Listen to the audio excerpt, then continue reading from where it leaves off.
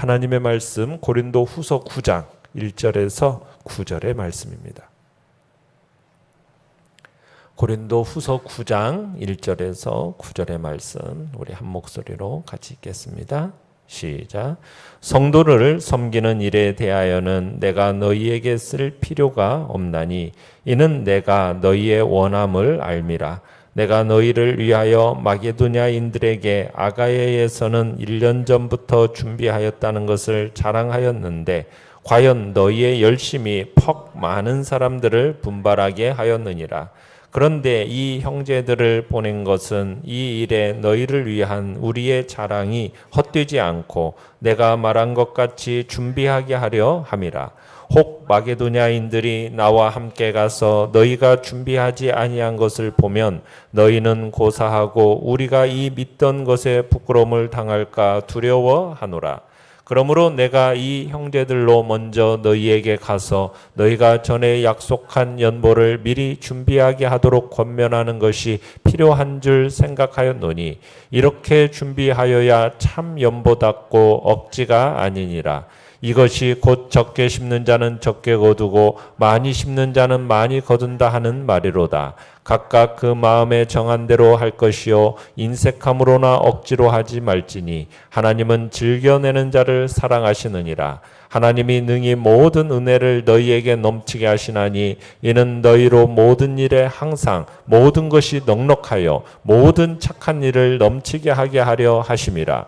기록된 바 그가 흩어 가난한 자들에게 주었으니 그의 의가 영원토록 있느니라 함과 같으니라. 아멘. 오늘 말씀의 제목은 즐겨내는 자라는 제목으로 말씀을 나눕니다. 디도를 대표로 한 헌금위원을 이제 고린도 교회에 파송을 하는 데 있어서 먼저 통보하고 또 협조를 당부하는 내용을 어제 말씀을 통해 보았습니다. 그리고 오늘 본문은 이어서 헌금위원을 이제 파견하게 된 이유를 설명을 하고 있죠. 바울의 이 헌금위원을 파견하는 이유는 바울 자신이 고린도 도착 이전에 헌금을 미리 준비하도록 하기 위함이었습니다. 고린도 교회는 바울이 지금 이 고린도 후서를 쓰기 1년 전에 예루살렘 교회 성도들을 위한 구제 헌금을 작정을 했었습니다. 1년 전에 고린도 성도들의 모습은 2절에 우리가 보는 것처럼 마게도냐인들, 그러니까 이 고린도 성도들의 모습이라는 것은 다른 많은 사람들을 분발케 하는 수 있는 열심이 있었어요. 그러니까 1년 전에 고린도 교회 성도들은 은혜에 감격해했고 감사해했고 또 그리스도 안에서 그 한 형제로서 공경에 처한 이 예루살렘 성도들을 돕겠다고 앞을 다투어서 헌신을 했었습니다. 그래서 바울은 이 사실을 마게도냐 지방의 교회들에게 자랑을 했었거든요. 그래서 이에 자극을 받아가지고 마게도냐 지방의 교회들은 자신들도 구제 헌금에 동참하기로 결정했고 그 마게도냐 교회 같은 경우는 매우 지극히 어려운 상황 속에서도 풍성한 헌금을 바쳤었어요. 그런데 정작 먼저 구제 헌금을 모금하기 시작한 이 고린도 교회는 아직도 모금을 끝내지를 못하고 있었던 거예요. 이런 상황을 마게도냐 교인들이 본다면은 고린도 교인들은 물론 그들을 자랑한 바울까지도 부끄러움을 당할 것이 분명했던 겁니다. 그래서 바울은 디도를 포함한 세 형제를 지금 고린도 교회에 파송해서 아직까지도 지금 주님과의 약속을 지키지 못하고 있는 그 고린도 교회 성도들에게 그 약속을 지킬 수 있도록 이룰 수 있도록 돕기 위해서 지금 이 세 명의 헌금위원을 파송하고 있는 것입니다. 3절에 지금 그 얘기를 하고 있는 거예요. 자칫하면 다른 성도들을 실망시킬 수 있기 때문에 지금 이 유약한 고린도 교인들을 어떻게 보면 보호하려는 목적 아래에서 지금 그들을 지금 보내고 있는 거죠. 그러니까 바울이 헌금위원들을 지금 미리 파견한 것은 단순히 그렇다고 해서 바울이나 고린도 교회에 어떤 부끄러움 당하는 것을 두려워했기 때문 그것만을 얘기하는 것은 아닙니다. 바울이 지금 헌금위원을 파송하는 데 있어서 보다 궁극적인 이유는 5절에 가보시면은 그건 헌금위원들로 하여금 지금 고린도 교인들이 헌금에 적극 동참하도록 유도하기 위해서예요. 결국 그 일에 고린도 교인들의 어떤 자발성이 드러나도록 하기 위해서 지금 이 헌금위원을 파송하고 있는 것입니다. 내용가찰 문제 1번을 보시면은 다른 사람들의 필요를 위해 물질을 드리는 데 있어서 기억해야 할 중요한 영적 원리는 무엇입니까? 6절을 보시면은 적게 심는 자는 적게 거두고 많이 심는 자는 많이 거둔다 하는 말이로다. 자, 물질을 드리는 데 있어서 기억해야 할 영적인 원리는 뭐냐면, 중요한 영적 원리는 풍성한 수확을 기대하며 씨를 뿌리는 농부의 마음으로 해야 한다는 겁니다. 그러니까 풍성한 수확을 기대하며 씨를 뿌리는 농부의 마음. 그러니까 지금 바울은 추수를 기다리며 씨를 뿌리는 농부의 심정으로 지금 구제 헌금을 드려야 한다라고 교훈을 하고 있는 겁니다. 그러니까 농부는 비록 작은 씨라도요, 그의 비길 수 없는 열매를 맺을 것을 그런 기대를 가지고 씨를 뿌리는 거예요. 물론 지금 당장 눈앞에 그 열매가 펼쳐지지는 않아요. 그래도 씨를 뿌릴 때는 어떤 마음인 겁니까? 큰 열매가 열릴 거라는 확신 속에서 씨를 뿌리는 거예요. 그래서 파종하는 농부의 마음에 기대감이 있는 겁니다. 씨를 뿌릴 때는 기대감에 부풀어서 뿌리는 거죠. 자신이 뿌리는 씨에 대해서 아까운 마음이 있어요, 없어요? 씨 뿌리면서 막 아깝다 하면서 뿌립니까? 아니죠. 아까운 마음이 전혀 없어요. 왜? 어쩔 수 없어서 지금 뿌리는 겁니까? 그게 아니잖아요. 이 씨를 뿌리면 어떤 일이 일어날 것을 기대하는 거예요. 열매가 풍성하게 맺을 거라는 확실한 그런 진리 가운데서 지금 기쁘게 씨를 뿌리는 것이 바로 농부의 마음이잖아요. 그런 것처럼 구제헌금이라는 것도 그렇다라는 거예요. 구제헌금을 드리는 것은 바로 농부의 마음으로 헌금을 드리는 거예요. 왜? 그것이 아까운 마음이 아니죠. 이것을 내가 심으면 어떻게 될 거라는 것을 기대하는 마음인 거예요. 풍성한 열매를 거둘 거라는 기대의 마음 속으로 드리는 거기 때문에 그런 마음으로 지금 이 다른 사람들의 필요를 위해서 물질을 드려야 할 것을 지금 얘기하고 있는 겁니다. 내용가찰 문제 2번입니다. 우리가 어떤 마음과 자세로 헌금하기를 주님은 원하십니까? 5절을 보시면은 바울은 고린도 교인들이 예루살렘에 보내질 이 구제 헌금을 어떻게 하라고 미리 준비하도록 권면을 하고 있죠. 그래야 그 드린 물질이 뭐하다는 거예요. 그렇게 준비해야만이 참 연보답고 억지가 아니라는 거예요. 그러면서 7절에 보면은 어떻게 하라고요? 각각 정한 대로, 그 마음에 정한 대로 할 것이요 인색함으로나 억지로 하지 말라. 이게 올바른 자세라는 거죠.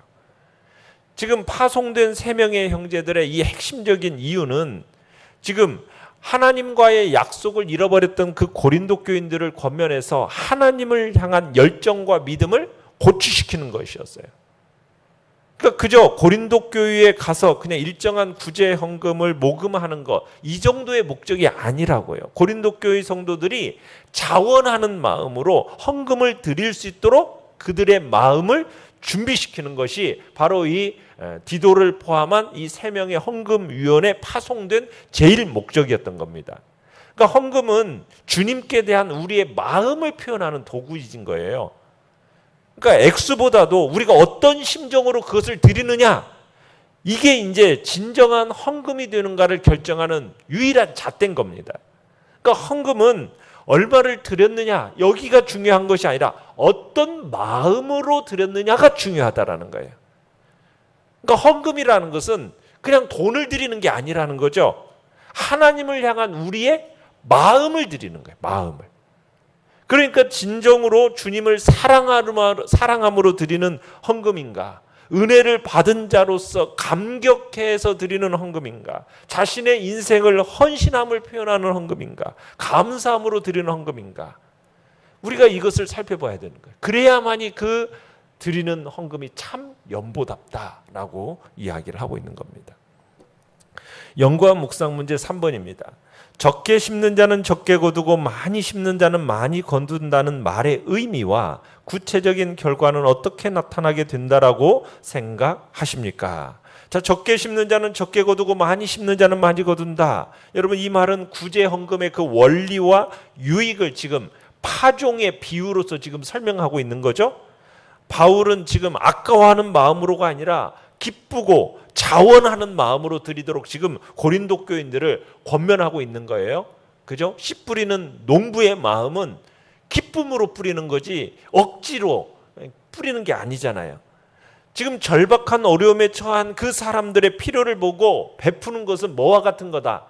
씨를 심는 것과 같은 거다. 심는 것과 같은 거다. 때가 되면은 반드시 심는 대로 거두게 된다라는 거죠. 그래서 하나님께서는 우리로 하여금 더 풍성하게 하시려고 그 심을 것을 우리에게 주셨다라는 거예요. 우리로 하여금 지금 심을 것을 주신 분이 하나님이신데 왜? 이것을 심으면은 더 풍성하게 우리에게 주어질 거예요. 근데 그것이 아까워가지고 뿌리는 것이 막 아깝고 막 그것으로 인해서 이윤을 따지고 이러지 말라는 거죠. 심는 대로 거둔다라는 것은 어떻게 보면 자연의 법칙이잖아요. 그러면서도 이것은 신실한 하나님의 말씀이기도 한 겁니다. 그래서 우리는 하나님께 씨를 주셨을 때는요, 그 씨를 반드시 심어야 돼요. 그렇지 않으면 열매를 거두지 못해요. 그뿐만 아니라 씨를 주신 그분에게 우리가 칭찬도 받을 수 없게 되는 거죠. 하나님은 우리를 어렵게 하고 고난받게 하려고 나누라고 말씀하시는 게 아닌 겁니다. 심으라고 말씀하시는 분은 심을 씨도 우리에게 주시는 거고, 심어야 할 때 심지 않으면은 거둘 때 아무것도 거둘 수가 없다는 겁니다. 심지 않는 자에게 얻을 것, 추수할 것, 풍성할 것, 풍성히 누릴 것 또한 없게 되니까, 그러기 때문에 심을 것을 얘기하는 거죠. 그렇다고 해서 그러니까 8절에 하나님이 능히 모든 은혜를 너희에게 넘치게 하시나니 이는 너희로 모든 일에 항상 모든 것이 넉넉하여 모든 착한 일을 넘치게 하게 하려 하심이라. 하나님은 그렇게 우리에게 주시는 분이고 그것을 심으면은 더욱더 풍성해져가는 역사를 우리에게 약속하고 계시는 겁니다. 그래서 우리가 그렇다고 해가지고 꼭 받을 것을 기대해서 우리가 드리는 게 아니죠. 주는 것이 받는 것보다 복되다라는 우리는 그 주님의 말씀에 순종해서 베푸는 삶이 주님이 진정 기뻐하시는 모습이다라는 것을 우리가 또한 기억해야 됩니다. 하나님은 즐겨내는 자를 사랑하시죠. 그 은혜를 넘치게 하시고 우리가 9절에 보면은 의의 열매를 더해 주십니다. 이 9절은요, 바울이 시편 112편 9절을 인용한 내용입니다. 그가 흩어 가난한 자들에게 주었으니 그의 의가 영원토록 있으리라. 자신의 재물을 나누어서 구제한 그 성도들을 향한 하나님의 신실하신 약속을 지금 바울이 되새기고 있는 겁니다. 그건 바로 뭐예요? 재물을 흩어 가난한 자들에게 준 자들의 의가 영원토록 있을 거라고 약속하고 있는 거죠. 자신의 재물로 가난한 자들을 구제한 이 성도의 선행이라는 것은 하나님께서 영원토록 잊지 않으신다라는 거예요. 하나님은 우리의 선행을 현세에서도 갚으실 뿐만 아니라 현세에서 갚지 않으신다면 영원한 하나님의 나라에서 우리에게 영광과 상급으로 갚아주실 것이다라는 약속이 우리에게 지금 말씀하고 있는 겁니다. 느낀 점 4번입니다. 나는 인색한 마음으로 마지못해 억지로 드리는 자입니까? 아니면 즐겨내는 자입니까? 나 자신의 헌금을 드리는 자세와 모습은 어떻습니까? 우리는 오늘 내가 받은 은혜를 다시 기억하는 자리가 되기를 원합니다. 나 자신을 헌신하고 하나님께 감사하는 마음을 다시 한번 새롭게 하시길 바랍니다. 헌금이라는 것은 아무리 내가 작정했던 것이라도 다른 사람의 강요로 어쩔 수 없이 그렇게 내야 하는 게 아니에요. 헌금은 주님께 내 마음을 표현하는 도구입니다. 우리 이거 기억해야 돼요. 헌금을 마치 적선하는 것처럼 또 모금이나 기부하는 것처럼 우리는 그렇게 생각해서는 안 됩니다. 헌금이라는 것은 돈을 드리는 게 아니라 하나님을 향한 내 마음을 드리는 거다. 우리가 이것을 잊지 말아야 돼요. 그래서 헌금이라는 것은 오직 드리는 자의 그 하나님을 향한 마음과 관계가 있기 때문에 주님을 사랑하는 마음으로 드리는 것이고 은혜를 받은 자로서 감격하는 마음으로 드리는 것이고 내 인생을 헌신하는 마음으로 감사하는 마음으로 우리는 그렇게 드려야 할 것입니다. 우리가 매주일 드려지는 그 헌금을 내가 어떠한 마음에 하나님을 향한 어떠한 마음의 태도와 마음으로 드리고 있는지 한번 돌아보는 그런 시간이 되시길 바랍니다. 결단과 적용 5번입니다. 헌금을 드리면서 미리 준비해서 아낌없이 그리고 기쁜 마음으로 드리는 자가 되기 위해 나의 헌금 생활 속에 변화되어야 할 부분이 있다면 그것은 무엇입니까? 자, 헌금이라는 것은 미리 준비하여 드릴 때 의미가 있고 참된 겁니다. 그게 참된 연보라는 거죠. 헌금이라는 것은 뭐라고요? 그 사람의 마음을 담아 드리는 것이기 때문에 그러는 거예요. 그냥 즉흥적으로 마음 없이 그냥 끄집어내서 드리는 이 헌금이라는 것은 액수의 많음과 적음에 상관없이 그건 헌금으로서의 기능을 상실하는 거거든요. 그래서 우리가 마음을 담아서 미리 준비해서 드리는 것, 이게 하나님이 받으실 만한 아름다운 것이라는 것, 우리가 그것을 생각하면서 주님 앞에 미리 준비하고 아낌없이 기쁜 마음으로 드릴 수 있는 복된 자리에 있기를 간절히 바랍니다. 오늘의 기도 같이 읽겠습니다. 시작.